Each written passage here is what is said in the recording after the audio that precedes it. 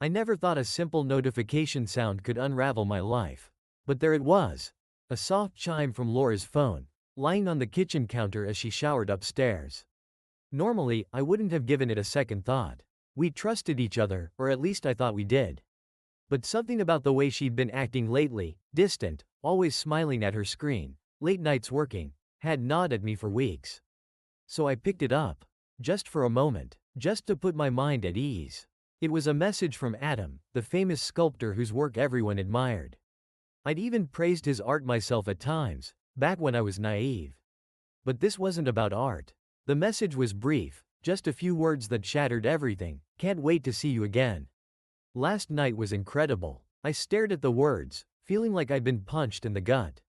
My hands shook as I scrolled through the conversation, reading lines that confirmed what I didn't want to believe. They'd been meeting for months, sharing intimate moments, secret rendezvous, and, worst of all, feelings that should have been reserved for me. The water upstairs shut off, and panic surged through me. I locked the screen and set the phone back down, trying to control my breathing, trying to mask the storm brewing inside me. The man I once admired had stolen my wife. Laura came down moments later, wrapped in a towel, hair wet and eyes bright as she smiled at me. The woman I'd loved for years, the woman I thought I knew, was living a double life. "How was your day?" she asked, her voice as casual as ever. But all I could hear was Adam's words echoing in my head. "Fine," I muttered, barely able to look at her. Over the next few days, I became a detective in my own home. I watched her every move, studied her every word, and collected every piece of evidence I could find. The more I uncovered, the more enraged I became. But confronting her outright felt futile. What could I say? She'd only deny it, twist the truth until I was the one questioning my sanity. No, a confrontation wasn't the answer. If I was going to make them pay, I needed a different plan, one that would hurt Adam where it mattered most. Not through violence, but through something far more powerful, art. For weeks, I obsessed over my plan. While Laura continued her charade, I began working in secret, using every spare moment to craft my revenge. Late nights in the studio became my escape. I molded clay with a focus I'd never known before, replicating Adam's style down to the finest detail. My work was meticulous, each stroke of the chisel a calculated step toward his downfall. By the time I finished, I had created something remarkable, a sculpture so flawless, so perfectly mimicking Adam's signature style, that even an expert would struggle to tell the difference. It was my masterpiece, and it would be his undoing. As I stood in my studio, staring at the sculpture, I felt a strange calm wash over me. This wasn't just about revenge anymore. It was about reclaiming control. About showing Laura, and myself, that I wasn't powerless. I wasn't just the man she could betray and walk away from. I was more than that. And soon, the world would see it too. With the sculpture ready, all that remained was to set my plan in motion. As I prepared to unleash my creation on the unsuspecting art world, I knew one thing for certain: Adam and Laura had no idea what was coming. The days passed like a blur, each one a careful step closer to the moment when everything would unravel. I watched Laura's routine with quiet detachment, her every movement confirming what I already knew. She was oblivious to my late nights in the studio, lost in her world with Adam. She thought she had me fooled. But I was the one with the upper hand now. The sculpture sat in the center of my studio, covered with a simple sheet. It was strange to look at, a creation that wasn't mine, yet bore every mark of my craftsmanship. The lines, the contours, the emotion, it was all Adam's style. Yet my hands had shaped it. The irony wasn't lost on me. In a way, I had become the man I despised, if only for a moment. My next step was crucial. I had to introduce the sculpture into Adam's world without anyone suspecting a thing. I couldn't afford any mistakes. One slip and everything would crumble. I reached out to a gallery owner I knew, someone who had always been eager to showcase new talent. Under a pseudonym, I presented the sculpture as a new, undiscovered work by Adam. I spun a story about finding it in an obscure studio. Abandoned and forgotten. The gallery owner, eager for a scoop, took the bait immediately. He was thrilled at the prospect of unveiling a lost piece from a famous artist. "Jacob White," I said, introducing myself with a name that wasn't mine as I shook hands with the gallery owner. My pulse raced as I finalized the deal. If he had any doubts, he didn't show them. All he saw was a potential gold mine, a chance to make headlines with an exclusive unveiling. He agreed to feature the sculpture in an upcoming exhibition, promising to keep everything under wraps until the grand reveal. I left the gallery with a mix of excitement and dread. The plan was in motion. There was no turning back now. In the meantime, I kept up the facade at home. Laura continued her deceit, and I played along, pretending not to notice when she disappeared for hours. It was strange how easy it became, the lies and half-truths slipping from my lips without hesitation. But behind every forced smile, every casual conversation, I felt the weight of what I was about to do. As the exhibition date approached, I found myself haunted by doubt. What if the forgery wasn't good enough? What if Adam recognized it immediately? The thought gnawed at me, but I pushed it aside. I had come too far to back down now. The night of the exhibition arrived, and I dressed in my best suit, blending in with the crowd as I entered the gallery. The place was packed, critics, collectors, and art enthusiasts all eager to see Adam's new work. Laura was there too, standing beside Adam, her hand resting casually on his arm. They looked like the perfect couple, oblivious to the storm about to hit them. I kept my distance, watching from the shadows as the gallery owner took the stage. He spoke with enthusiasm, building up the anticipation before finally pulling back the sheet to reveal the sculpture. A collective gasp rippled through the crowd, followed by a wave of applause. The critics leaned in, admiring the piece, showering it with praise. Adam stood beside his work, a smug smile on his face. He had no idea. The gallery owner invited Adam to speak, and he obliged, stepping forward to accept the praise. He talked about his creative process and his inspiration, all the while basking in the glory of his stolen success. I clenched my fists, resisting the urge to confront him right then and there. But this wasn't the time. My plan required patience. Once Adam finished speaking, the crowd dispersed, and I made my move. I approached a well-known art critic, someone whose opinion could make or break a career. I introduced myself as Jacob White, the man who had discovered the sculpture, and handed over the evidence I had gathered, the photos, the messages, everything that proved the sculpture was a forgery. The critic's eyes widened as he realized the magnitude of what I was saying. He promised to investigate and, if the evidence held up, expose the truth. I nodded, knowing that soon enough, Adam's world would come crashing down. As I left the gallery that night, I felt a strange sense of calm. The wheels were in motion, and there was no stopping them now. Adam's reputation, his career, his relationship with Laura, it was all hanging by a thread. And I was the one holding the scissors. The exhibition was a success, for now. But I knew that within days, the truth would surface, and when it did, everything they had built would crumble to dust. And then, maybe, I could finally move on. It didn't take long for the fallout to begin. The critic I'd handed the evidence to wasted no time. 2 days after the exhibition, the headlines hit: "Scandal in the art world. Adam's latest masterpiece a forgery?" The article laid everything bare, from the proof of the forgery to the suspicions surrounding Adam's involvement. The art community was in an uproar. I watched it all unfold from the safety of my home, each headline, each comment thread fueling my sense of vindication. Laura's silence was the most telling of all. She hadn't mentioned Adam in days, and her phone, usually glued to her hand, was left untouched. Then, on the third day, it happened. Laura received a call from Adam, and I could hear the panic in her voice as she answered. She stepped outside, but the walls were thin, and I caught snippets of their conversation. Adam was desperate, trying to convince her that it wasn't his fault, that someone was trying to sabotage him. But Laura wasn't having it. Her voice, usually so calm, cracked with anger and fear. "What do you expect me to do, Adam?" she hissed. "This could ruin you." Her words confirmed what I already knew. Adam's world was crumbling, and Laura was caught in the wreckage. I couldn't help but feel a twisted sense of satisfaction. This was what they deserved. That evening, Laura finally confronted me. I was in the kitchen, staring blankly at the TV when she walked in, her face pale and drawn. She stood there for a moment as if trying to find the right words before she finally spoke. "Jacob, we need to talk." I muted the TV and looked at her, feigning confusion. "What's going on?" She hesitated, then sat down across from me, her hands clasped tightly together. "It's about Adam. Have you seen the news?" "I have," I said, keeping my voice steady. "It's a shame, really. He seemed like such a talented artist." Her eyes narrowed, searching my face for any sign that I knew more than I was letting on. They're saying someone forged his work, Jacob. Someone's trying to destroy him. I shrugged. That's the art world for you. Jealousy, competition, it's all part of the game.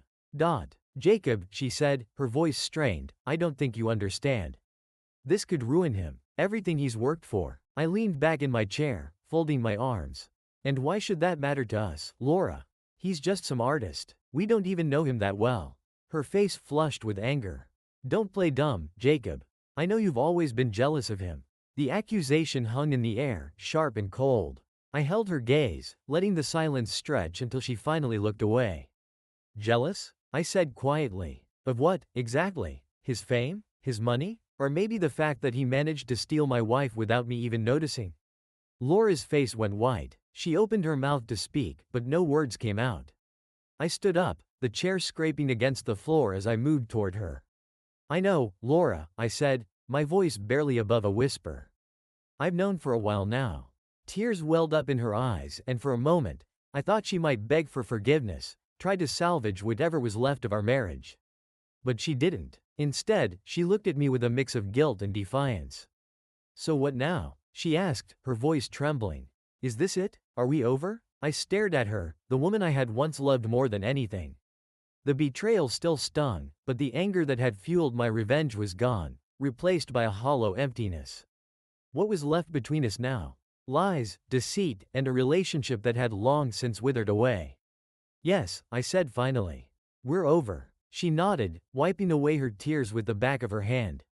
I'll pack my things. She left the room, and I stood there, listening to the sound of her footsteps as she walked away. There was no satisfaction in it, no sense of victory. Just the quiet realization that this chapter of my life was coming to an end. Later that night, I sat alone in the house, surrounded by the silence that used to be comforting but now felt suffocating. The TV was still muted, the headlines scrolling across the screen. Adam's reputation in tatters, forgery scandal deepens. But it didn't matter anymore. I had done what I set out to do. Adam's reputation was ruined, and Laura was out of my life. Yet the emptiness remained, a void that no amount of revenge could fill. The only thing that brought me any solace was my art. I found myself back in the studio, not out of anger this time, but because it was the only place where I felt any semblance of peace. I began working on new pieces, pouring everything I had into them. The sculptures took on a life of their own, each one a reflection of the pain, the betrayal, and the journey I had been through.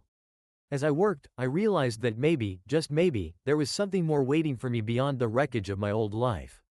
Something worth pursuing. But for now, all I had was the clay beneath my fingers and the silence that came with creation. And that was enough. The days after Laura left were a strange mix of freedom and loneliness.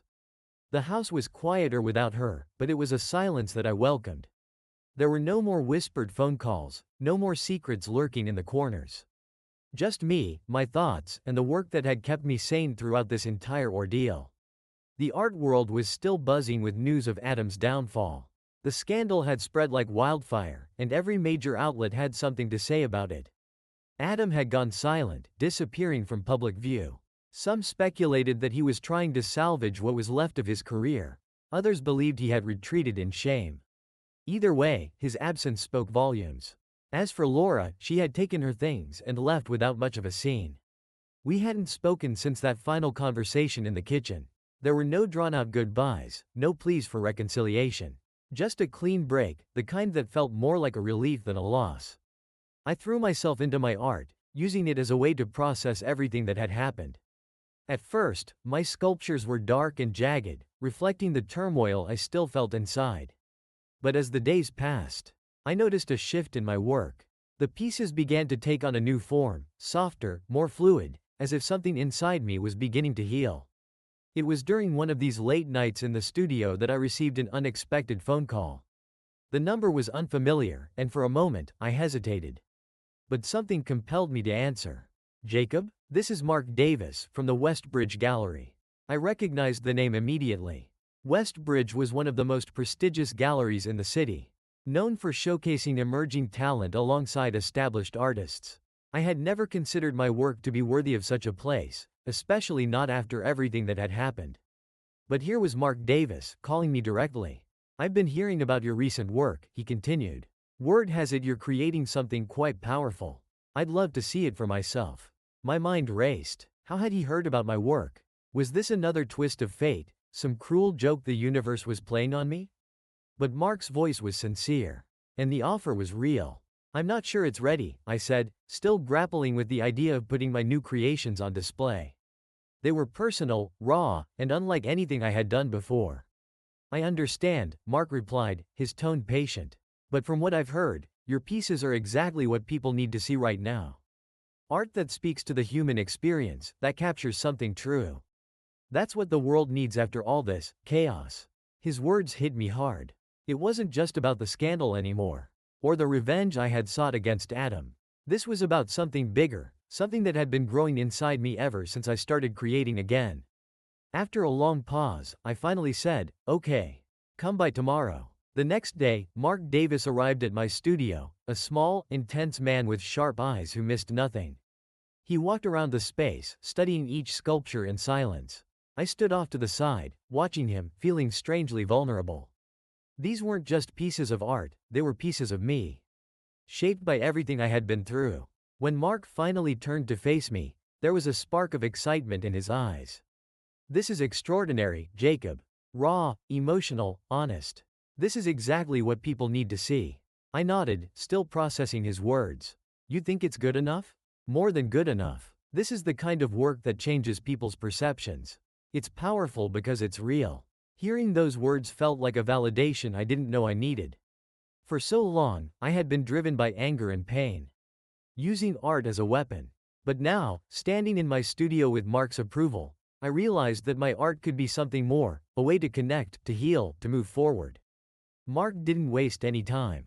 Within a week, my work was scheduled for a solo exhibition at Westbridge.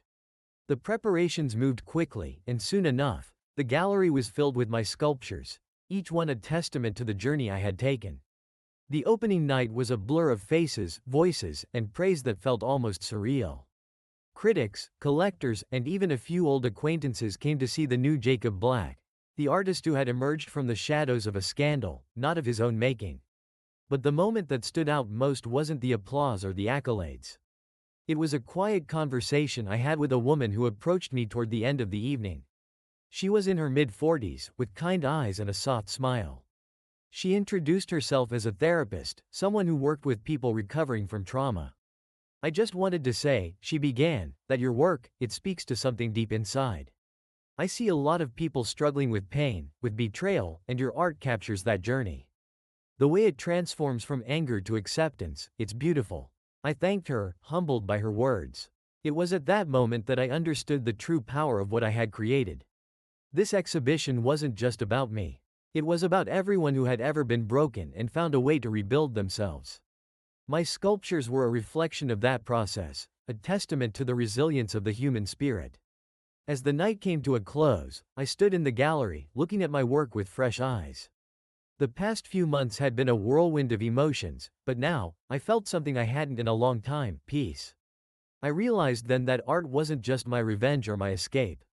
It was my redemption, my way forward. And in that moment, surrounded by the creations that had brought me back to life, I knew that I had finally found my new beginning. The days following the exhibition were a strange mix of elation and exhaustion. My work had received acclaim, more than I ever imagined, and for the first time in months, I felt like I was stepping into a future that was entirely my own. But with that newfound success came a lingering sense of unfinished business, a part of my past that still cast a shadow over everything I had achieved. It didn't take long for that shadow to resurface. One afternoon, as I was tidying up my studio, the phone rang. I expected it to be Mark Davis with more news about the exhibition's success or perhaps another gallery interested in my work. But when I picked up, it wasn't Mark's voice I heard. Jacob, the voice on the other end said, hesitating slightly. It's Adam. I felt a rush of emotions, anger, dread, but also curiosity. After everything that had happened, what could he possibly want from me? What do you want, Adam? I asked, keeping my voice as neutral as possible. I need to talk to you, he said, face to face. The last thing I wanted was to see him again. But there was something in his voice, a desperation I hadn't heard before. For a moment, I considered hanging up, cutting him off the way he had cut into my life. But something held me back. Fine, I said after a long pause. Meet me at the studio tomorrow morning. The next day, Adam arrived at the studio right on time. He looked different from the last time I had seen him, tired, disheveled, like the weight of the world had finally caught up with him. His usual swagger was gone, replaced by a quiet resignation that I hadn't expected. "Jacob," he said as he stepped inside, glancing around at my sculptures with a mixture of awe and envy. "I didn't know you had this in you." I didn't respond, just crossed my arms and waited for him to get to the point. He sighed, running a hand through his hair. "Look, I know I deserve everything that's happened. The scandal, the fallout, it's all on me. But I'm not here to beg for forgiveness or try to make things right. I need to understand. Why did you do it?" I stared at him, trying to decide how much of the truth he deserved. Part of me wanted to unload everything, every ounce of betrayal, every sleepless night, every moment I spent plotting his downfall. But another part of me knew that no explanation would ever truly satisfy him. He wasn't asking because he cared about my pain, he was asking because he couldn't believe that someone had outplayed him. "You took everything from me, Adam," I said quietly. "My wife, my peace of mind, my trust. You waltzed into my life and thought you could take whatever you wanted without consequence. I wasn't going to let you get away with it." He nodded slowly, as if he had expected this answer but still found it hard to swallow. "And the art, the forgery. That was your way of getting back at me?" "It was my way of showing you that you're not untouchable," I replied. "That your talent doesn't put you above everyone else. You destroyed my life, so I destroyed yours." Adam winced, the words hitting him harder than he let on. For a moment, we stood in silence, the weight of everything between us pressing down. "I'm sorry," he said finally, his voice barely a whisper. "For what it's worth, I really am." I didn't know if I believed him. Apologies at this point felt empty, like trying to bandage a wound that had already scarred over. But hearing him say it, seeing the defeat in his eyes, gave me a strange sense of closure. "You should leave," I said after a long pause. "There's nothing left for us to talk about." Adam nodded, accepting my words without argument. He turned to go, but just as he reached the door, he stopped and looked back at me. "I saw your exhibition," he said quietly. "It was incredible, Jacob. You found something real. Don't let this mess drag you down." I didn't respond, just watched as he walked out of the studio and out of my life for good. His words lingered, though, echoing in the quiet space. "You found something real." In the days that followed, I thought a lot about what Adam had said. He was right. Despite everything, I had found something real in my art. Something that was mine and mine alone, untouchable by anyone else. But to truly move forward, I needed to let go of the anger, the bitterness that had fueled me for so long. I spent more time in the studio, working not out of a need for revenge or validation, but out of a genuine love for the craft. My sculptures became more than just expressions of pain, they were reflections of growth, of healing. Each piece I created felt like a step further away from the past and closer to the person I wanted to become. And as the days turned into weeks, I realized that I no longer needed the closure I thought I did. The past had shaped me, but it didn't define me. I was more than the man who had been betrayed, more than the artist who sought revenge. I was someone who had survived, who had found a new path, and who had learned to embrace the beauty of creation once again. The gallery offered me another exhibition, this time focusing on my journey, both the darkness and the light. I accepted, knowing that this was my way of closing the circle, of showing the world who I had become. On the night of the new exhibition, I stood in the gallery surrounded by my work, feeling a sense of peace that I hadn't felt in a long time. People came and went, admiring the sculptures, and praising the transformation they saw in them. But the words didn't matter as much as the feeling, the quiet satisfaction of knowing that I had reclaimed my life. My art, my future. As I stood there, I knew that the shadows of the past had finally lifted, leaving me free to create something beautiful out of the wreckage. Something real, something true, something that was entirely my own. In the end, that was all that mattered. As the weeks passed, the whirlwind of my second exhibition slowly began to settle. The positive reviews kept coming in, and invitations to other galleries followed. Yet, even as my career gained momentum, I found myself yearning for something more than just critical acclaim. It was a strange feeling, one that lingered even after the lights dimmed and the applause faded. It wasn't about the fame or the money. I had already learned that those things were fleeting. What I wanted, more than anything, was a sense of purpose, a direction for my life that went beyond just reacting to the past. My art had given me a way forward, but now that I was no longer driven by anger, I needed to find a new motivation.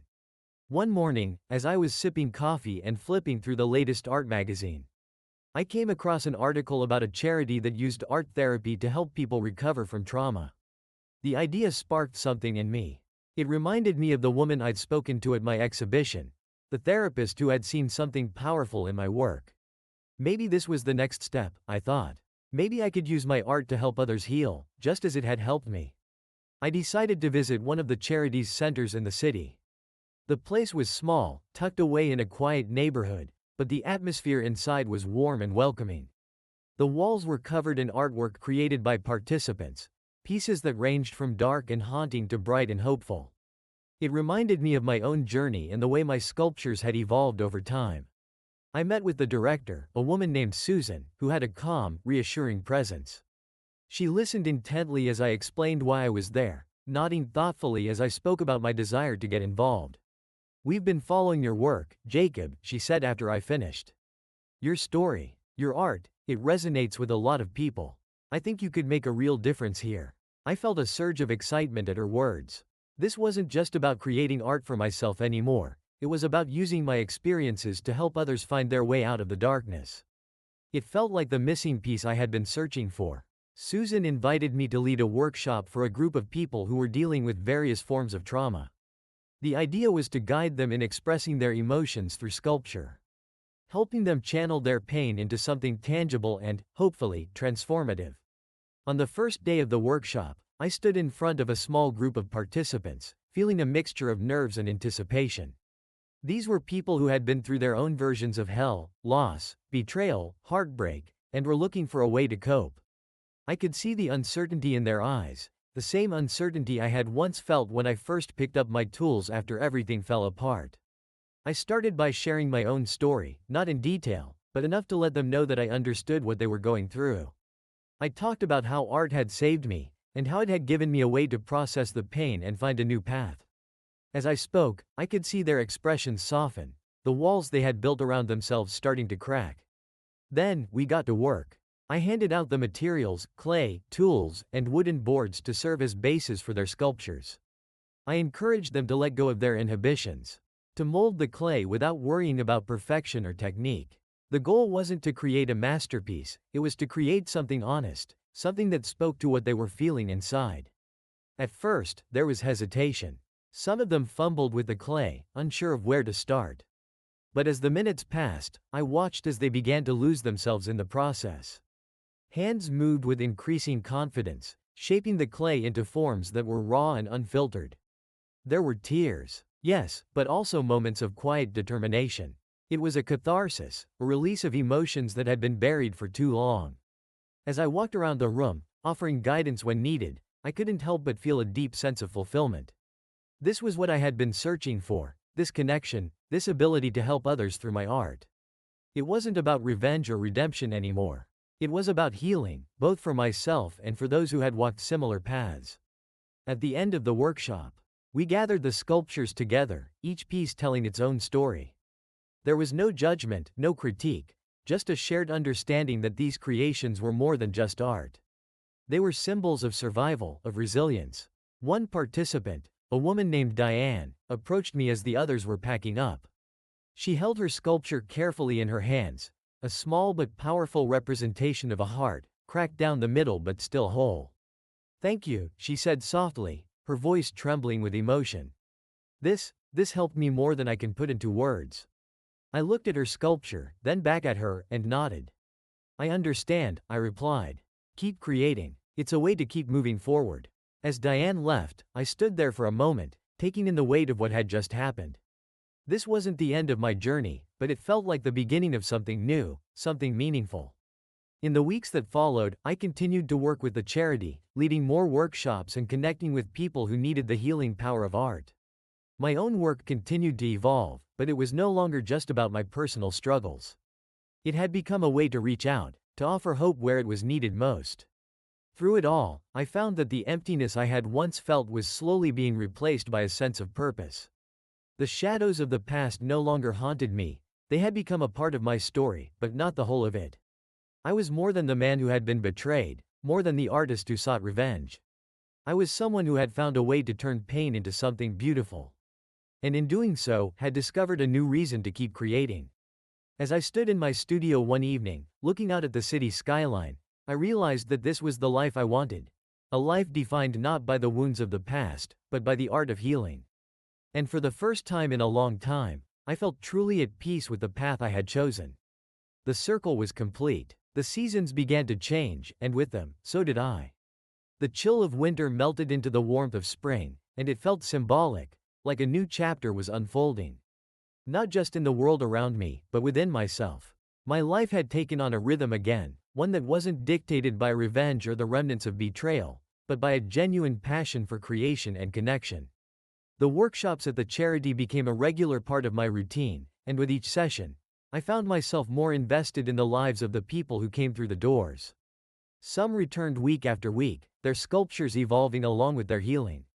Others moved on, but not without leaving behind pieces of themselves in the art they created. It was a humbling experience, witnessing their transformations, and it reminded me of how far I had come. But even as I found purpose in helping others, I couldn't shake the feeling that something was still missing. My life had regained structure and meaning, but there was a void, a quiet space that art and service couldn't quite fill. It wasn't loneliness, exactly. It was more like a recognition that, for all the progress I had made, I hadn't yet fully let go of the past. One afternoon, while I was working on a new sculpture in my studio, a knock on the door interrupted my thoughts. I wasn't expecting anyone, and for a moment, I considered ignoring it. But the knock came again, persistent but not aggressive, so I set down my tools and walked over to the door. When I opened it, I found Laura standing there. It had been months since we last spoke, since the day she left the house with nothing more than a few suitcases and a terse goodbye. I had heard little about her since then, and I hadn't sought out any news. Seeing her now, though, stirred up a complicated mix of emotions. She looked different, like time had softened her edges. Her usual confident demeanor was replaced by something more tentative, more unsure. "Jacob," she said, her voice barely above a whisper.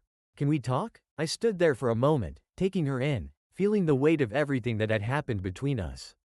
Part of me wanted to turn her away, to keep the door closed on that chapter of my life. But another part of me, the part that had learned to face the truth head-on, knew that this conversation was long overdue. "Come in," I said, stepping aside to let her pass. She walked into the studio, her eyes scanning the room, taking in the sculptures that filled the space. I could tell she was impressed, though she didn't say it outright. Instead, she lingered by one of the pieces, a new work that I had been pouring myself into over the past few weeks. It was a sculpture of a tree. Its branches twisted and gnarled, but with new leaves sprouting from the tips. It was a symbol of growth, of renewal, and seeing her look at it now made me wonder what she saw in it. "This is beautiful," she said softly, her hand hovering over the sculpture as if she wanted to touch it but didn't dare. "You've always been talented, but this is different." "Thank you," I replied, unsure of what else to say. The silence between us stretched, heavy with unspoken words. Finally, she turned to face me. Her eyes filled with an emotion I couldn't quite place. "I know I don't deserve to ask this, but I need to know. How did we get here, Jacob? How did we let everything fall apart?" Her question hung in the air, and for a moment, I wasn't sure how to answer. The anger that had once fueled me was gone, replaced by a kind of weary acceptance. But that didn't mean I had forgotten the hurt, the betrayal. I had spent so long trying to understand what had happened, trying to make sense of the choices we both made. And now, standing here in front of her, I realized that the answers weren't as clear-cut as I had once thought. "We both made mistakes, Laura," I said finally, my voice steady but soft. I was so focused on my work, on my own world, that I didn't see what was happening between us. "And you? You found something in Adam that you thought I couldn't give you. Maybe we both lost sight of what really mattered." She nodded, tears glistening in her eyes. "I know. I've thought about it every day since I left. And I'm sorry, Jacob. I'm so sorry for everything."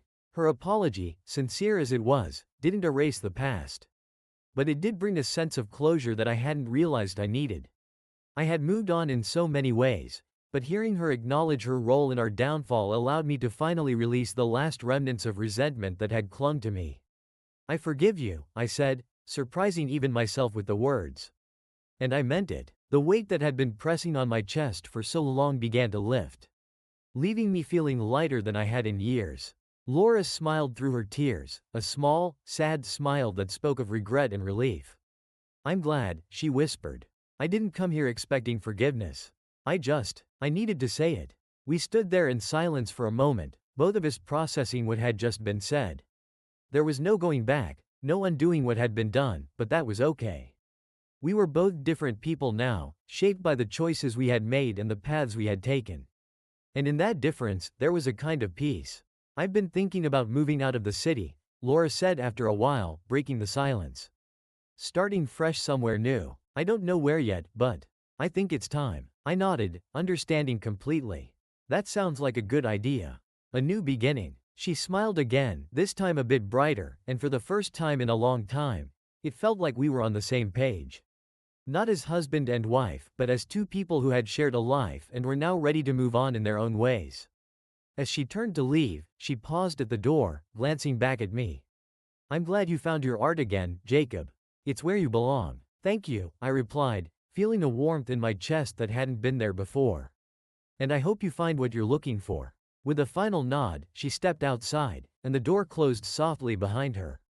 I stood there for a moment, listening to the quiet, feeling the closure settle in. It wasn't the ending I had imagined, but it was the one we both needed. As I returned to my work, the sculpture of the tree stood in front of me, its new leaves catching the light from the window. It was a symbol of growth, of moving forward, and in that moment, I knew that I was ready to embrace whatever came next. Life, like art, was about creation and transformation. As I picked up my tools and began to shape the clay once more, I realized that this was just the beginning of my next masterpiece. The days after Laura's visit passed in a blur. Her words lingered in the corners of my mind, but they didn't unsettle me. Instead, they filled a space that had once been empty with something I hadn't expected: resolution. I felt at peace with our past, but that peace also left a new quiet in my life, a silence I wasn't entirely sure how to fill. The charity work continued to ground me. My workshops had grown in popularity, and each new face that walked through the doors brought with them a unique story, a new challenge. Every time someone left feeling lighter, having expressed their pain through sculpture, I felt a deep sense of fulfillment. Yet, there was still that lingering silence, that sense of something unfinished. One evening, after a particularly intense session with the group, I returned to my studio, exhausted but restless. I tried to work on a new piece, but the clay resisted me. My hands, usually so sure, fumbled. I found myself staring at the block of clay, waiting for inspiration that refused to come. Frustrated, I stepped outside, needing to clear my head. The city was alive with its usual hum, cars passing by, voices echoing in the distance, the occasional bark of a dog, but none of it reached me. I walked aimlessly, the sound of my own footsteps echoing louder than anything around me. Eventually, I found myself at a small park, one I hadn't visited in years. The trees were bare, their branches skeletal against the night sky. I sat on a bench, watching as the wind gently stirred the leaves on the ground. It was peaceful here, far from the chaos of the city. But the silence was louder, more profound. As I sat there, lost in thought, a memory came to me, one I hadn't revisited in a long time. It was the early days with Laura before everything became complicated. We used to come to this park, sit on this very bench, and talk about the future. We had dreams back then, simple dreams of a life filled with love and art. Somewhere along the way, those dreams had gotten lost, buried under the weight of ambition and unmet expectations. The memory brought with it a pang of nostalgia, but also a sense of understanding. I wasn't the same man I had been back then, and Laura wasn't the same woman. We had both changed and grown apart, and now, finally, we were free to pursue the lives we were meant to live. But what did that mean for me? I looked up at the sky, the stars faint against the city's glow. The silence pressed in around me, and for the first time, I allowed myself to sit with it, to truly listen. It wasn't an emptiness I was feeling, it was space. Space for something new, something yet to be discovered. But what? I had my art, my work with the charity, but it felt like there was still a missing piece. Something beyond the satisfaction of creation, beyond the comfort of routine. Something I hadn't allowed myself to consider. I stood up, my breath visible in the cool night air. The silence no longer felt oppressive, it felt like an invitation. I walked back to my studio with a newfound sense of determination, knowing that the answers wouldn't come overnight, but that I was ready to seek them out.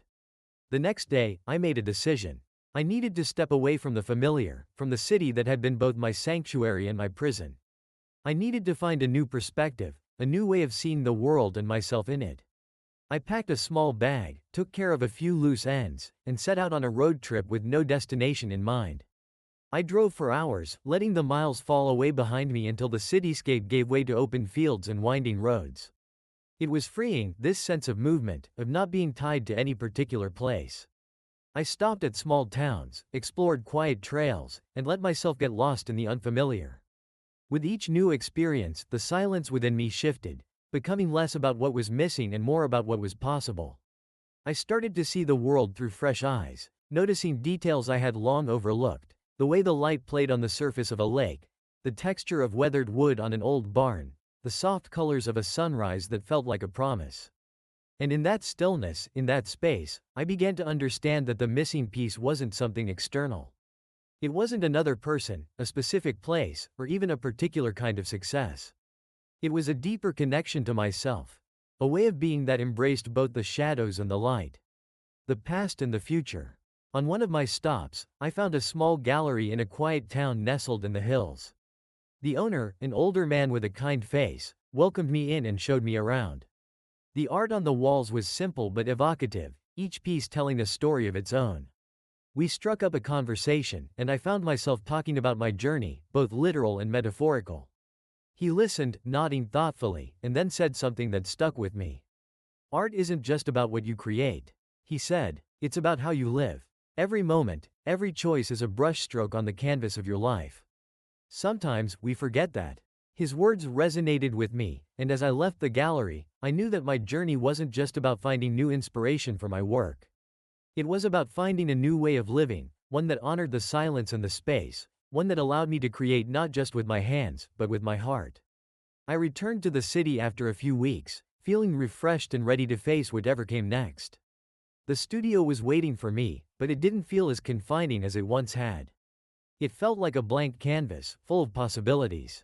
As I stood in front of that familiar block of clay, I didn't try to force the inspiration. I simply let it come, trusting that whatever needed to be expressed would find its way out. And slowly, surely, the silence within me began to fill, not with noise, but with a quiet sense of purpose, a gentle understanding that this, too, was part of the journey. The weight of silence had lifted. And in its place, I found a new beginning. The day of the exhibition arrived faster than I expected. My studio, once a private sanctuary, was now transformed into a gallery, ready to showcase the work that had emerged from months of reflection and transformation. The sculptures that filled the space were more than just art. They were pieces of me, shaped by the experiences I'd been through, the lessons I'd learned, and the emotions I'd finally allowed myself to confront. As the afternoon sun streamed through the large windows, casting long shadows across the floor, I walked around the room, making last-minute adjustments to the lighting and the placement of the pieces. The air was thick with anticipation, both my own and that of the few people who had already arrived to help set up. I had hosted exhibitions before, but this one felt different, more personal, more vulnerable. The invitations had gone out weeks ago, and I hadn't expected much of a turnout. This was a small, intimate showing, meant more for closure than for recognition. Yet, as the evening approached, the gallery began to fill with a steady stream of guests. Friends, acquaintances, and even some unfamiliar faces drifted in, their conversations hushed as they took in the art that surrounded them. Each piece told a story, of pain, of betrayal, of healing, and of rebirth. Some were abstract, their forms twisted and raw, while others were more literal, depicting moments of clarity and understanding. I watched as people moved from sculpture to sculpture, their expressions shifting from curiosity to contemplation. It was strange to see my emotions laid bare for others to interpret, but it also felt liberating. One piece in particular seemed to draw the most attention, a large, imposing sculpture of two figures intertwined, their bodies twisted together in a dance of tension and release. It was called The Breaking Point, and it represented the moment when everything changed, when I realized that my life as I had known it was over. It was both chaotic and beautiful, a testament to the power of destruction and creation. As I stood near the entrance, greeting guests and answering questions, I spotted a familiar face in the crowd. Adam. He hadn't changed much since the last time I'd seen him, still the same confident posture, still the same aura of control. But there was something different in his eyes, something more guarded, more uncertain. He approached me slowly, his gaze flicking between the sculptures and me. For a moment, neither of us spoke, the weight of everything that had passed between us hanging in the air like a heavy fog. "I wasn't sure if you'd come," I finally said, breaking the silence. He shrugged, his lips curling into a faint smile. "I wasn't sure either, but I had to see it for myself." I nodded, understanding exactly what he meant. This exhibition wasn't just about my art. It was a statement, a declaration that I had moved beyond the need for revenge, beyond the anger that had once consumed me. It was my way of reclaiming my life, of showing that I had found something more meaningful than vengeance. Adam turned to look at the breaking point, his expression inscrutable. "It's powerful," he said after a long pause. "You've captured something raw." "Thank you," I replied, keeping my tone neutral. I wasn't looking for his approval, but I could appreciate the sincerity in his words. We stood there in silence for a few more moments, both of us lost in our own thoughts. Finally, he turned back to me, his eyes searching mine. "I never intended for things to end the way they did, Jacob. I'm sorry for my part in all of this." His apology caught me off guard, and for a moment, I didn't know how to respond. The man who had once seemed so invincible, so untouchable, was standing before me, acknowledging the damage he had caused. It wasn't something I had expected, and yet, in that moment, it felt right. "I appreciate that," I said quietly, meeting his gaze. "But I've moved on. I gestured to the sculptures around us. "This is where I'm at now. It's what matters to me." He nodded, a look of understanding passing between us. "I'm glad to see that, Jacob. You've done something remarkable here." With that, he offered me a final nod and turned to leave. I watched as he walked through the crowd, his figure blending into the sea of faces until he was gone. It was a strange feeling, seeing him go, like closing the last chapter of a book that had been weighing on me for far too long. As the evening wore on, more guests arrived, and the gallery buzzed with conversation and admiration. People approached me with compliments, questions, and even a few offers to purchase some of the pieces. I found myself smiling more than I had in a long time, genuinely enjoying the energy in the room. Toward the end of the night, as the crowd began to thin, I spotted another familiar face, Laura. She had slipped in quietly, almost unnoticed, and was standing near the back of the room, her eyes fixed on one of the smaller sculptures. It was a piece I had made not long after she left, a simple figure of a woman standing at the edge of a precipice, looking out over an unknown landscape. I hadn't named it, but seeing her there, I realized it didn't need a name. It was a reflection of our journey, of the choices we had both made. She didn't approach me, and I didn't go to her. We simply acknowledged each other with a nod, a silent understanding that this, too, was part of our closure. After a few minutes, she turned and left, slipping out as quietly as she had come. As the last guests trickled out and the gallery grew quiet once more, I found myself alone with the sculptures that had come to define this chapter of my life. The silence was no longer heavy, it was peaceful, like the calm after a storm. I walked through the room, taking one last look at each piece, appreciating the journey they represented. This exhibition wasn't just an end, it was a beginning. A new phase of my life, one where I was no longer bound by the past. No longer defined by the pain of betrayal. I was free to create, to explore, to live. And as I turned off the lights and closed the door behind me, I knew that whatever came next, I was ready to face it with open eyes and an open heart. The weight of the past had lifted, and in its place, there was only possibility. The gallery was dark, and when I returned the next morning, the echoes of the previous night's conversations were still lingering in the air. I stood in the doorway for a moment, taking in the quiet, the empty space where the crowd had once gathered. The sculptures were still there, of course, but now they felt different, like relics of a past I had finally laid to rest. I walked slowly through the room, touching the cool surfaces of the pieces that had been so deeply tied to my journey. There was pride in what I had created, but more than that, there was a sense of completion. These works had served their purpose, helping me express the emotions that had once consumed me. Now, it was time to move on. It wasn't long before the gallery would open again, and I needed to prepare for the day ahead. There were still a few buyers who had expressed interest in my pieces, and I had meetings scheduled with them. But as I stood there, surrounded by the art that had once defined my life, I realized that I was ready for something different. After finishing my morning tasks, I sat at my desk, staring at a blank sheet of paper. My mind wandered to the places I had visited during my road trip, the quiet towns. The open fields, the unfamiliar faces that had left an imprint on my soul.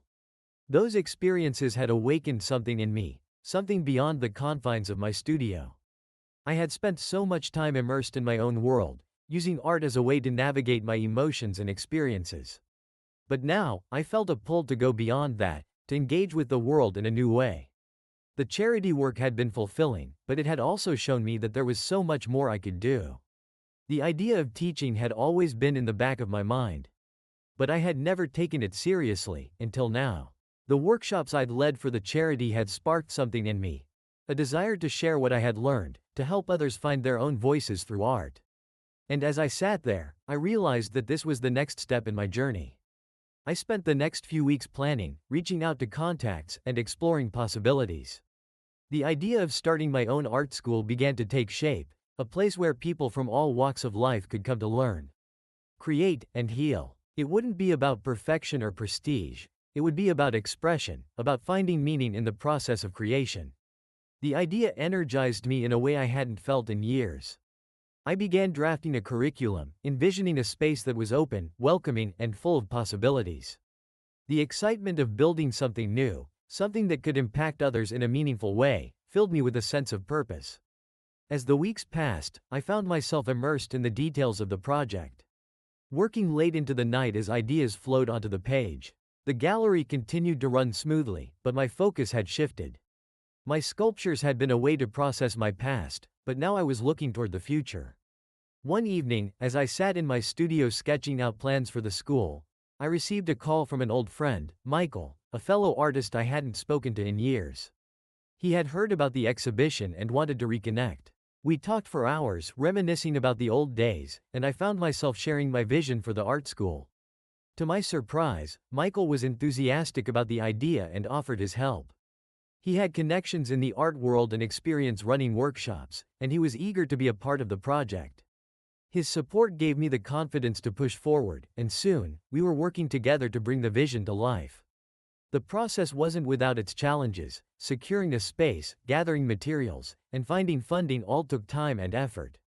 But with each hurdle we overcame, the dream felt more real, more achievable. The art school began to take shape, not just as a physical space, but as a community, a place where people could come together, support one another, and grow. As the opening day of the school approached, I found myself reflecting on how far I had come. The anger and pain that had once driven me had been transformed into something positive, something that could make a difference. I had found a new purpose, one that went beyond my own struggles and extended into the lives of others. On the morning of the grand opening, I stood outside the school, looking up at the sign that bore its name, the New Canvas Art School. It was a simple name, but it captured exactly what I wanted the school to represent: a fresh start, a place where anyone could begin again, no matter where they came from or what they had been through. As the first students began to arrive, I greeted them with a smile, feeling a sense of anticipation and hope. This was the start of something new, something that felt bigger than anything I had ever done before. The studio, the gallery, the sculptures, they had all been important, but this was my future. The day passed in a whirlwind of activity, introductions, demonstrations, and the hum of creativity as students began to work on their projects. The energy in the room was palpable, and as I walked around, offering guidance and encouragement, I knew I was exactly where I was meant to be. That evening, after the students had gone and the school was quiet, I sat alone in the studio, reflecting on the journey that had brought me here. It hadn't been easy. There had been moments of doubt, of pain, of uncertainty. But every step had led me to this moment, to this new chapter in my life. The future was still unwritten, still full of unknowns. But for the first time in a long time, I felt ready to face it. I had found my voice and my purpose, and now, I was ready to share it with the world. As I locked up the school for the night, I took one last look at the space, feeling a deep sense of satisfaction. The past was behind me, and the future stretched out before me like a blank canvas, waiting to be filled. And with that thought, I stepped out into the night, ready to paint the next chapter of my life with all the colors I had to offer. The routine of running the school became a comfortable rhythm, one that filled my days with purpose. Watching the students immerse themselves in their work, discovering their own artistic voices, brought me a sense of fulfillment that I hadn't expected. I had created a space where people could grow, heal, and express themselves, and that was enough, or so I thought. But life, as I had learned, often had a way of surprising you when you least expected it. It was a quiet Wednesday afternoon when the past came knocking once more. I was in the middle of a class, guiding a group of students through the fundamentals of sculpture when the door to the studio opened. I didn't notice at first, my focus on a young woman struggling to balance the weight of her clay, but when I looked up, my heart skipped a beat. Laura stood in the doorway, hesitant, her eyes scanning the room before finally landing on me. She looked different, and yet so familiar, like a memory brought to life. Her hair was shorter, her expression softer, almost vulnerable. It was a stark contrast to the confident, assured woman I had once known. For a moment, I was rooted in place, unsure of how to react. The last time I had seen her was at the exhibition, and our brief, silent exchange had felt like closure. I had moved on, or at least I thought I had. But seeing her here, in this place that had become my sanctuary, stirred something inside me. I excused myself from the class, leaving the students to their work, and walked over to her. She stepped aside as I approached, and we ended up in the small office at the back of the studio. The air was thick with unspoken words as we sat across from each other, the distance between us filled with all the things we had left unsaid. "Jacob," she finally said, her voice barely above a whisper. I didn't know where else to go. The vulnerability in her tone caught me off guard. This wasn't the Laura I remembered, the one who always seemed so sure of herself, so in control. I could see the weight she carried now, and it made me realize that maybe, just maybe, I hadn't been the only one who had suffered. "What brings you here, Laura?" I asked, keeping my voice steady. I wasn't angry, just curious. After everything we had been through, I needed to understand why she had sought me out now. After all this time, she hesitated, her fingers nervously tracing the edge of the desk between us. "I've been thinking a lot, Jacob, about everything, about us, about what happened. I know I hurt you, and I know I don't have the right to ask for anything, but I just needed to talk to you." I leaned back in my chair, studying her face. There was sincerity in her eyes, a raw honesty that I hadn't seen before. It made me wonder what had changed for her, what had led her to this moment. "I'm listening," I said simply, and she took a deep breath before continuing. "I've been lost, Jacob," she admitted, her voice trembling. "Ever since everything fell apart, I've been trying to find my way, but nothing feels right. I thought I could move on, that I could find happiness with Adam, but it wasn't what I thought it would be. I've made so many mistakes, and I don't know how to fix them." Hearing her mention Adam's name didn't trigger the anger it once had. I felt strangely detached, as if that chapter of my life had happened to someone else. I let her words wash over me, trying to understand where she was coming from. "I'm not looking for forgiveness," she continued. I wanted you to know that I'm sorry. Truly sorry. For everything. And I wanted to know if there's any way we could start over. Not as a couple, but maybe as friends. I miss having you in my life, Jacob."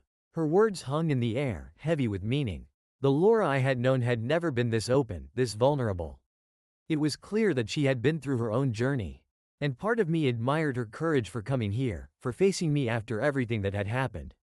But friendship? After everything we had been through, I wasn't sure that was possible. I wasn't even sure if I wanted it. I had built a new life, one that didn't include her, and I was at peace with that. But at the same time, I couldn't deny that a part of me still cared about her, and still wondered what could have been if things had turned out differently. "I appreciate your honesty, Laura," I said carefully. "And I'm glad you found some clarity. But I need you to understand that I've moved on. My life is different now, and I'm in a good place. I don't know if friendship is something I can offer, at least not right now." She nodded, her eyes downcast. "I understand. I didn't come here expecting anything, I just needed to say what was on my mind. I wanted to close this chapter, for both of us." There was a silence that followed, one that wasn't uncomfortable but rather filled with a mutual understanding. We had both changed and grown in ways that we hadn't anticipated. The connection we once shared had been broken, but in its place, there was a different kind of respect, a recognition of what we had been through and who we had become. As she stood to leave, she offered me a small, tentative smile. "Thank you, Jacob, for listening, and for everything." I walked her to the door, watching as she stepped out into the street. The sun was setting, casting a warm glow over the city, and as she walked away, I felt a sense of finality. This time, it really was the end. I stood there for a few moments, taking in the scene before returning to the studio. The students were still working, oblivious to the encounter that had just taken place. I joined them, slipping back into the familiar rhythm of teaching, but my mind lingered on Laura's words. As the day came to a close and the last of the students left, I found myself alone in the studio once more. The quiet was comforting, a reminder that I had built a life I could be proud of. And yet, there was something bittersweet about the encounter with Laura. A reminder that the past was never truly gone, but rather something that could be revisited, re-examined, and finally laid to rest. I took a deep breath, feeling the weight of the day lift from my shoulders. The future was still ahead, full of possibilities, and I was ready to embrace it. But for now, I allowed myself a moment of reflection, a moment to acknowledge the journey that had brought me here. And as I locked up the studio and stepped out into the cool evening air, I felt a sense of peace. Whatever happened next, I knew I could handle it. I had faced the past and found my purpose, and now, I was ready to move forward, one step at a time. A few weeks passed after my encounter with Laura. I was absorbed in the routine of running the art school, teaching and planning for the future. The students' enthusiasm and progress filled my days with a sense of accomplishment, and I found solace in the rhythm of it all. Yet, despite my best efforts to focus on the present, a shadow lingered, one I thought I had left behind. One morning, as I was preparing for class, an unexpected visitor appeared at the school. It was Michael, the old friend who had helped me launch the school. His usually calm demeanor seemed unsettled, and when he spoke, there was an urgency in his voice. "Jacob," he said, placing a hand on my shoulder. "You might want to sit down for this." I frowned, confused by his tone. "What's going on, Michael? Is everything all right?" He handed me his phone, where a news article was displayed. The headline caught my eye immediately. Famed sculptor Adam Caldwell accused of plagiarism, scandal rocks the art world. My heart skipped a beat as I read further. The article detailed how one of Adam's latest works, a sculpture that had been praised as a masterpiece, was now under scrutiny. Experts were beginning to question its authenticity, comparing it to other works in his portfolio and noting the stark differences in style and technique. Whispers of forgery filled the article, and the once celebrated sculptor was now the subject of a growing controversy. The truth had come out. I handed the phone back to Michael, my mind reeling. This was the moment I had anticipated, the moment when Adam's deception would be exposed. But now that it was here, I didn't feel the satisfaction I had once imagined. Instead, there was a strange emptiness, a realization that revenge, even when successful, didn't bring the closure I had sought. "Jacob," Michael said, his voice cutting through my thoughts. "This is serious. If people find out you were involved in this." I shook my head. "No one will find out. I made sure of that. Besides, Adam dug his own grave by passing off someone else's work as his own." Michael studied me for a moment, then nodded. "All right, just be careful. The art world can be a small place, and secrets have a way of coming out." As he left, I sat alone in my office, staring at the article on his phone. I had achieved what I had set out to do. Adam's reputation was in ruins, and the art world was turning its back on him. But instead of feeling triumphant, I felt tired. The school day passed in a blur. My interactions with the students were mechanical, my mind elsewhere. I kept thinking about the chain of events that had led to this moment, replaying my decisions over and over in my head. The forgery, the exhibition, the whispers of doubt that had finally taken root.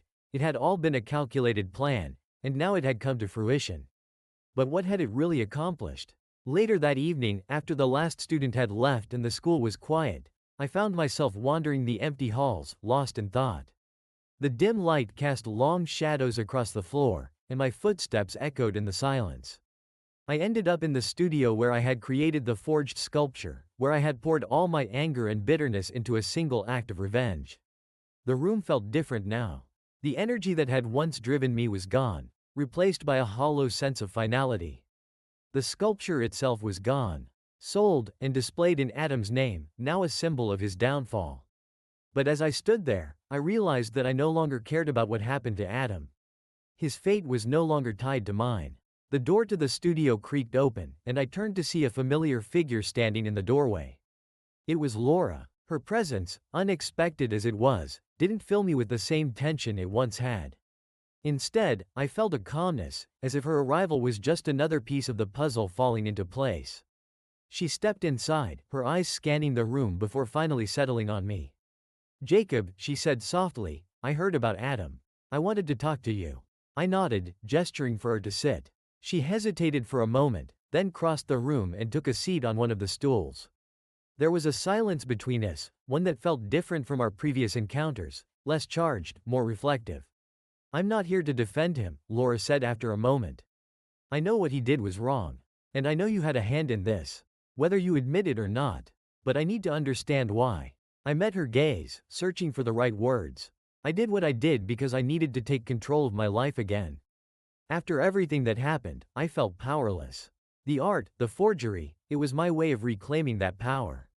But now, I see that it didn't give me what I thought it would." Laura nodded slowly, absorbing my words. "I understand. More than you know. I've been trying to find my own way too, but it's been hard. I hurt you, Jacob, and I've been paying for that every day since. I don't expect forgiveness, but I want you to know that I'm sorry." Her apology, sincere and unguarded, brought a sense of closure that I hadn't realized I needed. The anger, the betrayal, the pain, it had all shaped me, but it no longer defined me.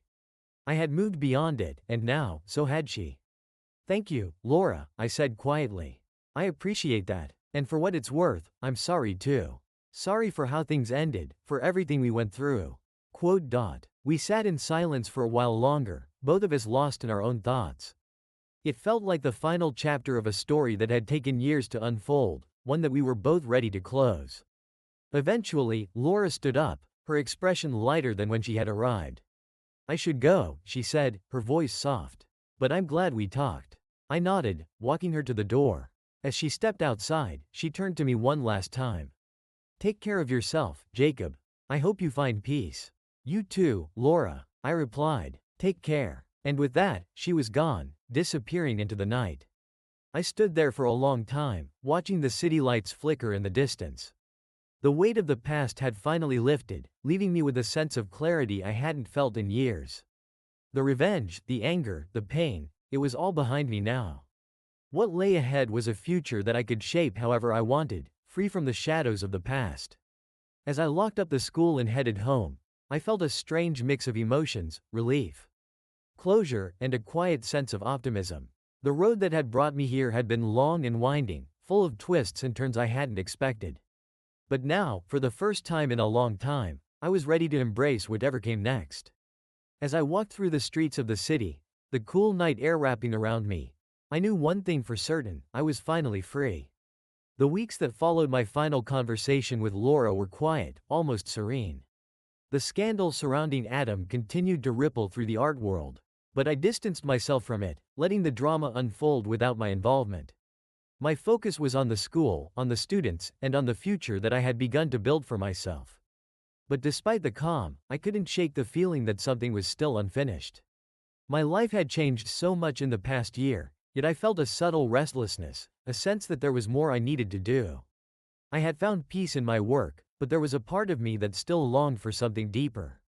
Something more meaningful. It was during one of these reflective moments, sitting alone in the studio after a long day, that an idea began to take shape. I had spent so much time teaching others, helping them discover their artistic voices, but I hadn't created anything of my own in months. The last piece I had made was the forgery, and that had been born out of anger, not inspiration. I realized then that it was time to return to my own art, not as a weapon, but as a form of expression. As a way to explore the emotions I had been suppressing. I needed to create something new, something that reflected who I had become, not who I had been. The next day, I cleared my schedule and set up a workspace in the back of the studio. I gathered my tools, pulled out a block of clay, and began to sculpt. At first, it felt awkward, my hands stiff from months of disuse. But as I worked, the old rhythm returned, and soon I was lost in the process, the world around me fading into the background. I didn't have a clear vision of what I wanted to create. I let my instincts guide me, allowing the clay to take shape beneath my fingers. The act of sculpting, of molding the material into something tangible, was therapeutic. It was a release, a way to channel all the emotions I had buried deep inside. Hours passed, and when I finally stepped back to look at what I had made, I was surprised by what I saw. The sculpture was raw, almost abstract, but there was a powerful energy to it, a reflection of the journey I had been on. The struggles and triumphs that had brought me to this point. It was a figure, partially formed, emerging from a block of stone. The features were rough and unfinished, but there was a sense of movement, of becoming. It wasn't perfect, but that wasn't the point. It was a symbol of transformation, of growth, of the new life I was creating for myself. I felt a surge of pride as I looked at the sculpture, but more than that, I felt a sense of closure. This was what I had been searching for, not revenge.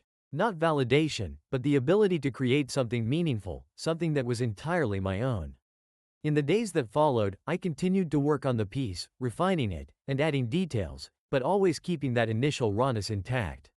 It became a symbol of my journey, a reminder of where I had been and where I was going. Word of the sculpture spread among the students, and soon they were asking to see it. I hesitated at first, unsure if I was ready to share something so personal. But eventually, I agreed. One afternoon, after class had ended, I unveiled the piece to a small group of students and staff. Their reactions were overwhelmingly positive, but what mattered most to me was the feeling of connection. They saw the emotion behind the work, the story it told, and that was more important than any praise or recognition. It wasn't long before the idea of a new exhibition began to take shape, not one that involved forgery or deception, but one that showcased my own work. My own voice. It would be a chance to reintroduce myself to the art world on my own terms, as the artist I had become, not the man who had been consumed by anger and betrayal. I started planning the exhibition, reaching out to galleries and contacts, and putting together a collection of pieces that reflected my journey. It was a daunting task, but it filled me with a sense of purpose, a drive that I hadn't felt in a long time. As the exhibition date approached, I felt a mix of excitement and nervousness. This was a new beginning for me, a chance to start fresh.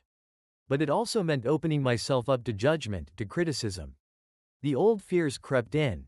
What if no one liked my work? What if I wasn't good enough? But then I reminded myself of everything I had been through. I had faced far worse than the opinions of critics. I had survived betrayal, heartbreak, and loss. I had rebuilt my life from the ground up. This exhibition wasn't about proving anything to anyone else. It was about proving something to myself. The night of the exhibition arrived, and as I stood in the gallery, surrounded by my work, I felt a sense of calm wash over me. People began to arrive, students, colleagues, old friends. They moved through the space, studying the sculptures, asking questions, and sharing their thoughts. And then, in the midst of it all, I saw a familiar face. It was Laura, standing at the entrance, looking unsure of whether she should enter. Our eyes met, and for a moment, the world around us seemed to fade away. I walked over to her, and she smiled, a genuine smile that reached her eyes. "Jacob," she said, her voice soft. "Your work, it's incredible." "Thank you," I replied, feeling a warmth in my chest. "I'm glad you came. I wouldn't miss it," she said, her gaze sweeping over the sculptures. "You've come a long way." "So have you," I said, meaning it. We stood there for a moment, the silence between us comfortable. There was no need for more words. We both knew that we had moved on, that we had found our own paths. But there was mutual respect, a recognition of the roles we had played in each other's lives. As Laura moved on to explore the gallery, I turned my attention back to the crowd. I spotted Michael in the corner, chatting with one of the curators. He caught my eye and gave me a thumbs up, a wide grin on his face. The evening was a success, but more importantly, it marked a turning point for me. The exhibition wasn't the end of my journey. It was just the beginning of a new chapter, one that was filled with possibilities. As the night drew to a close and the last of the guests filtered out, I stood alone in the gallery, surrounded by my work. I felt a deep sense of satisfaction, of peace. I had found my voice and my purpose, and I knew that whatever challenges lay ahead, I was ready to face them. And as I left the gallery and stepped out into the cool night air, I felt a quiet certainty settle over me. The past was behind me, and the future was mine to create. This was my new beginning, and I was ready for whatever came next. The days following the exhibition were a whirlwind of activity and emotions.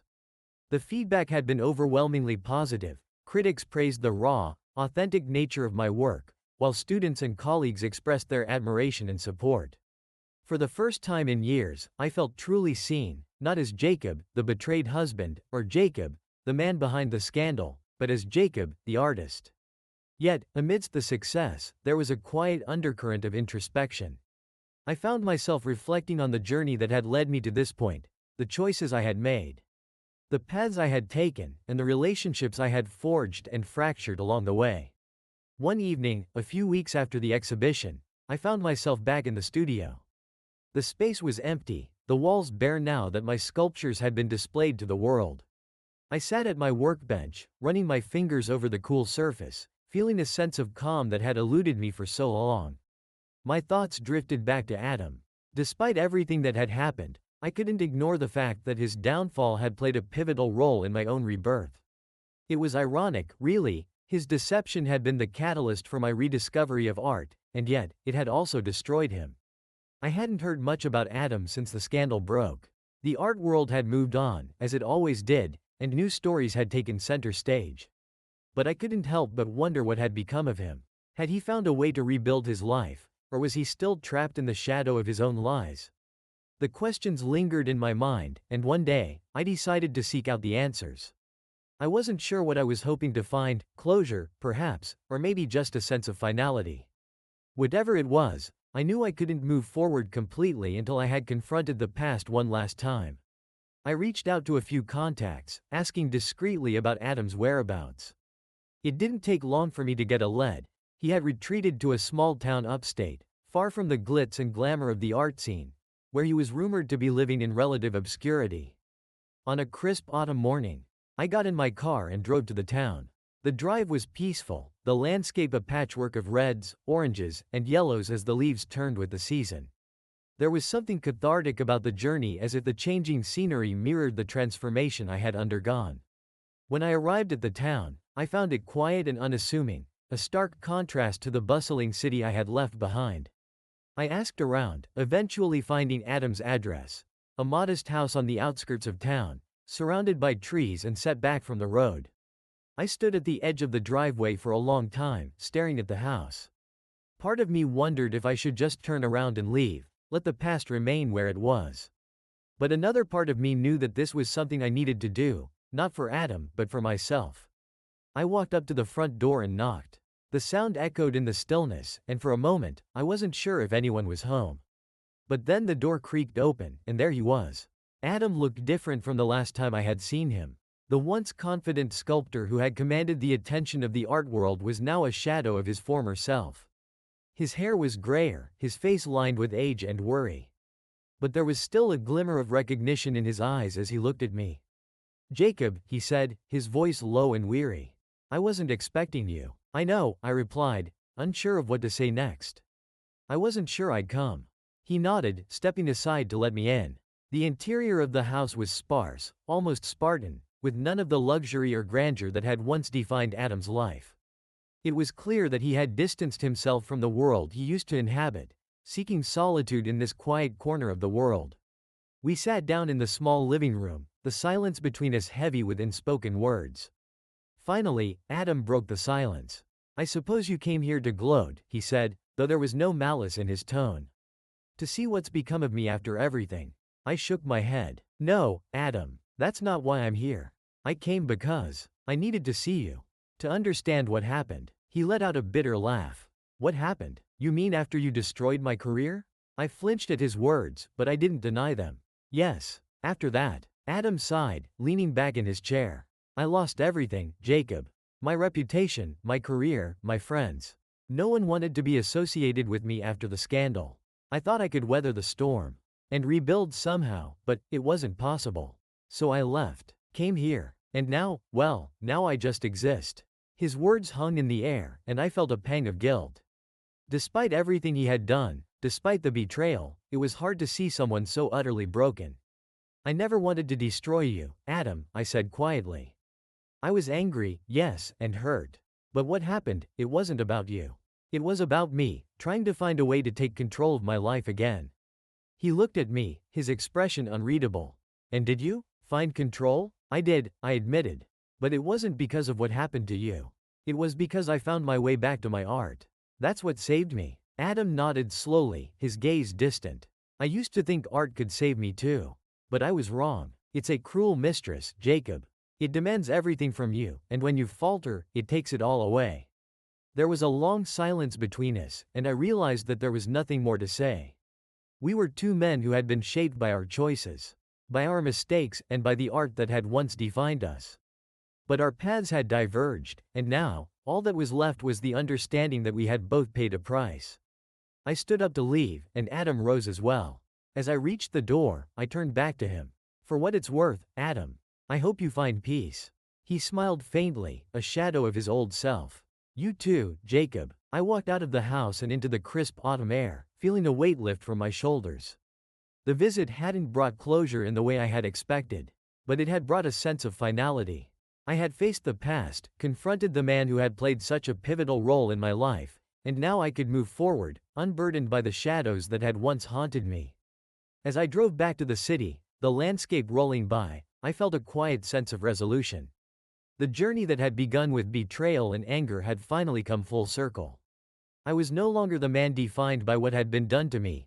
I was the man who had rebuilt his life, who had found his voice, and who was ready to embrace whatever came next. And for the first time in a long time, I felt truly free. Months passed after my visit to Adam, and the peace that settled over me deepened with time. The exhibition had been a success, and it opened new doors for me, more commissions, invitations to speak at events, and opportunities to collaborate with other artists. Yet, amid all the new beginnings, I found myself longing for something simpler, something that wasn't tied to the hustle and bustle of the art world. I spent more time at the school, pouring my energy into teaching. The students were eager and full of ideas, and their passion reminded me of why I had fallen in love with art in the first place.